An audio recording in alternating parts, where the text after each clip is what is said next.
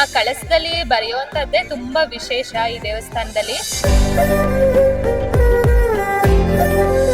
ಅಮಾವಾಸ್ಯೆ ಪೌರ್ಣಮಿಗೆ ಅರ್ಶನ ಸ್ನಾನ ಅಂತ, ಸಾಲಿಗ್ರಾಮ ನೀರು ಸ್ನಾನ ಅಂತ ಮಾಡ್ತಾರೆ. ನಾವು ಮನ್ಸಲ್ಲಿ ನಮ್ಮ ಅಪ್ಪ ಅಮ್ಮ ಏನಂತ ಅನ್ಕೊಂಡಿದ್ರು ಅದನ್ನೇ ಹೇಳಿದ್ರು. ಫೈನಾನ್ಷಿಯಲ್ ಪ್ರಾಬ್ಲಮ್ ಇತ್ತು, ಸಾಲ್ವ್ ಆಗಿದೆ ಸರ್. ಸಂಕಷ್ಟಗಳ ಸರಮಾಲೆಯಿಂದ ಬೇಸತ್ತಿದ್ದೀರಾ? ಪರಿಹಾರಕ್ಕಾಗಿ ಅಲೆದು ಸುಸ್ತಾಗಿದ್ದೀರಾ? ಈ ಕ್ಷೇತ್ರಕ್ಕೆ ಒಂದು ಬಾರಿ ಭೇಟಿ ನೀಡಿ. ಜೀವನವೇ ಮುಗಿದು ಹೋಯ್ತು ಎಂದುಕೊಂಡವರಿಗೆ ಮರು ಜನ್ಮ ನೀಡಿದ ಕ್ಷೇತ್ರವಿದು. ಹೌದು, ನಾವು ಹೇಳ್ತಾ ಇರೋದು ಪವಾಡಗಳಿಗೆ ಹೆಸರುವಾಸಿಯಾಗಿರುವ ಶ್ರೀ ವಿದ್ಯಾ ಚೌಡೇಶ್ವರಿ ಅಮ್ಮನವರ ಸನ್ನಿಧಿಯ ಬಗ್ಗೆ.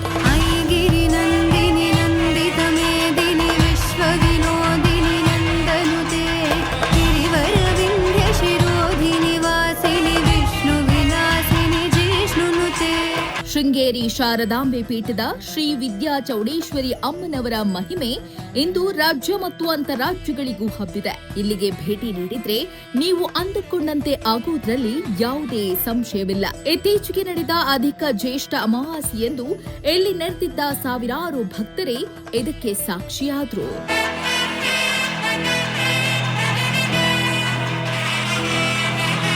ವಿದ್ಯಾ ಚೌಡೇಶ್ವರಿ ಅಮ್ಮನವರ ಸನ್ನಿಧಿಯಲ್ಲಿ ದಿನಂಪ್ರತಿ ಒಂದಿಲ್ಲೊಂದು ವಿಶೇಷ ಪೂಜಾ ಕೈಂಕರ್ಯಗಳು ನಡೆಯುತ್ತಲೇ ಇರುತ್ತವೆ. ಅಮಾವಾಸ್ಯೆ ವಿಶೇಷವಾಗಿ ನಡೆದ ವಿಶೇಷ ಹೋಮ ಹವನಗಳ ಜೊತೆ ಶತಚಂಡಿಯಾಗ ಕೈಗೊಳ್ಳಲಾಗಿತ್ತು. ವಿಶೇಷ ಪೂಜಾ ಕೈಂಕರ್ಯಗಳಲ್ಲಿ ಭಾಗಿಯಾದ ಭಕ್ತರು ಅರಿಶಿನ ಸ್ನಾನ ಹಾಗೂ ಸಪ್ತ ನದಿಗಳ ಗಂಗೆ ಪ್ರೋಕ್ಷಣೆಯೊಂದಿಗೆ ಪುನೀತರಾದರು.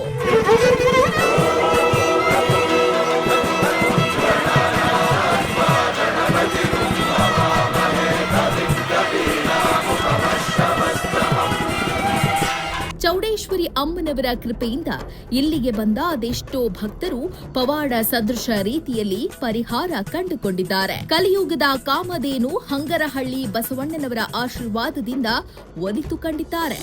ನಾವು ಇಲ್ಲೆಲ್ಲ ಕೇಳಿದ್ವಿ, ನಾವು ಎಲ್ಲರೂ ಅನ್ಕೊಳಗೆಲ್ಲ ಹಾಗೆ ಸಕ್ಸಸ್ ಆಗಿದೆ ಅಂದ್ರು. ಸೊ ಅದಕ್ಕೆ ನಾವು ಬಂದಿದ್ವಿ, ಒಳ್ಳೇದಾಗ್ಲಿ ಅಂತ. ನೋಡೋಣ ಏನಾಗುತ್ತೋ, ದೇವರು ಕಾಪಾಡುತ್ತೆ ಅಂತ ಅನ್ಕೊ ಬಂದಿದ್ದೀವಿ. ಬೆಳಗ್ಗೆನ 5 ಗಂಟೆಗೆ ಇಲ್ಲಿ ನೀರು ಹಾಕ್ತಾರೆ ಅಂತ ಹೇಳಿದ್ರು. ನೆಕ್ಸ್ಟ್ ಟೈಮಿಂದ ಅಮಾವಾಸ್ಯೆಗೆ ಬಂದು ನಾವು ನೀರು ಹಾಕ್ಸ್ಕೋಬೇಕಂತಿದ್ದೀವಿ. ಇವಾಗ ನಮ್ಮ ಅಣ್ಣಂಗೆ ಮದುವೆಗೆ ಆಗಲಿ ಅಂತ ಬಂದಿದ್ದೀವಿ, ಹರ್ಸ್ಕೊಂಡಿದ್ದೀವಿ. ನೆಕ್ಸ್ಟ್ ಟೈಮ್ ನೋಡ್ಬೇಕು ಏನಾಗುತ್ತೆ ಅಂತ. ಅಮ್ಮ ಕಾಪಾಡ್ತಾರೋ ನೋಡ್ತೀವಿ. ನಾವು ದೊಡ್ಡಬಳ್ಳಾಪುರದಿಂದ ಬಂದಿದ್ದೀರಿ. ನಮ್ಮ ಅಮ್ಮ ಅವ್ರು ಬಂದಿದ್ರು ಇಲ್ಲಿ ಫಸ್ಟ್ ಟೈಮು. ಒಂದು 5 ಟೈಮ್ಸ್ ಬಂದಿದ್ರು ಅವ್ರು ಸಕ್ಸಸ್ ಆಗಿತ್ತು. ಆಮೇಲೆ ನಾನು ಬಂದೆ, ನಂದು ಪರವಾಗಿಲ್ಲ, ಫೈನಾನ್ಷಿಯಲ್ ಪ್ರಾಬ್ಲಮ್ ಇತ್ತು, ಸಾಲ್ವ್ ಆಗಿದೆ ಸರ್. ಇದು ಅಮಾವಾಸ್ಯೆ ಪೌರ್ಣಮಿಗೆ ಅರ್ಶನ ಸ್ನಾನ ಅಂತ, ಸಾಲಿಗ್ರಾಮ ನೀರು ಸ್ನಾನ ಅಂತ ಮಾಡ್ತಾರೆ. ಅದು ಮಾಡಿದ್ರೆ ತುಂಬ ಒಳ್ಳೇದು ಸರ್. ಏನೇ ನೆಗೆಟಿವ್ ಎನರ್ಜಿ ಇದ್ರೂ ಹೊರಟೋಗುತ್ತೆ ನಮ್ಮ ಹತ್ರ. ತುಂಬ ಒಳ್ಳೇದಿದೆ, ನಮಗಂತೂ ತುಂಬ ಒಳ್ಳೇದಾಗಿದೆ ಈ ದೇವಸ್ಥಾನಕ್ಕೆ ಬಂದಮೇಲೆ.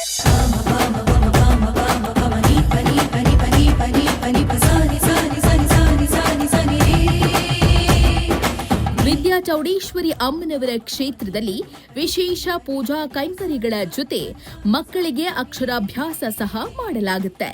ಶಾರದಾಂಬೆಯ ಕೃಪೆಯಿಂದ ಇಲ್ಲಿ ಅಕ್ಷರಾಭ್ಯಾಸ ಮಾಡಿಸುವ ಮಕ್ಕಳು ಅಚ್ಚರಿ ರೀತಿಯಲ್ಲಿ ಶೈಕ್ಷಣಿಕ ಸಾಧನೆ ಮಾಡ್ತಿದ್ದಾರೆ. ಆ ಕಳಸದಲ್ಲಿ ಬರೆಯುವಂತದ್ದೇ ತುಂಬಾ ವಿಶೇಷ ಈ ದೇವಸ್ಥಾನದಲ್ಲಿ.